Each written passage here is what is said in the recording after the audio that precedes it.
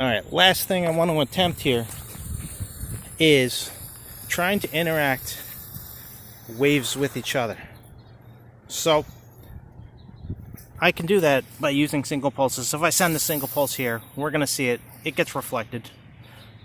And if I send another pulse to interact with it, what we can have is what happens to those waves as they cross each other's paths.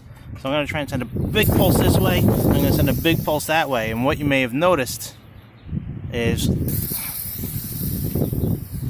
they pass right through each other. Not only that, but what ends up happening is that their amplitudes will actually add up as well. And we'll probably end up trying to show you a slow-mo video of this happening. You'll see this on the simulation, but you also want to see it in real life. Anytime you've had two big ocean waves kind of approach each other, you see this happen, the amplitudes will add up.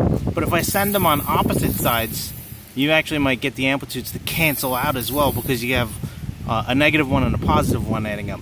So we're going to be able to interact waves with each other. And we'll definitely show you some slow-mo videos of this happening, just because it's a lot more clear when that happens. But point being here is that all of our waves are always reflected off a boundary. And as they come back, we can interact them. So if I'm sending a bunch of waves here, they're all bouncing off there and they're all interacting with each other, and you get a big mess.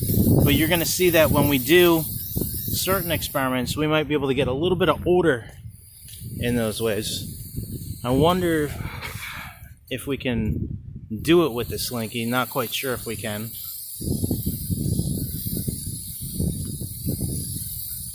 I'm looking for an ordered pattern. It's very hard to find, so if I don't find it in like 5 seconds, I'm just going to quit.